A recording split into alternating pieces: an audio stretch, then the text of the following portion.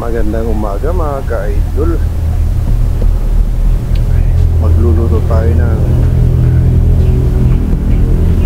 ulam. Magluluto tayo ng ayan, nilaga. baboy. Nilagang paa ng baboy.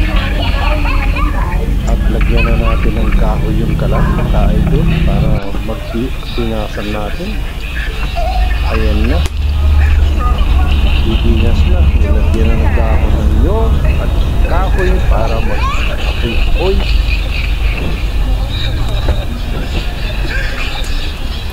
Paano baboy ba? Paano hinati-hati para gagawin nilagang baboy pangulak. Ka-idol, Ayan, malapit ng kumulo ka doon. ito ang aking video. Sana huwag mong kalimutang mag-like, mag-share at mag-comment kung nagustuhan mo yung aking video. At i-follow mo na rin.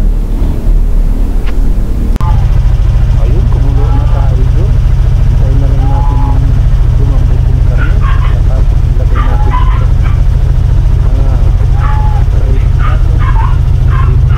patata at daw ng pichay. Palakutin natin ang gusto mga ka-idol para magandang pagkaluto.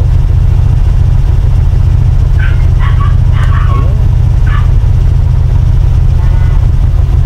tinisting muna para malaman kung malamot na. Uy, matigas pa rin.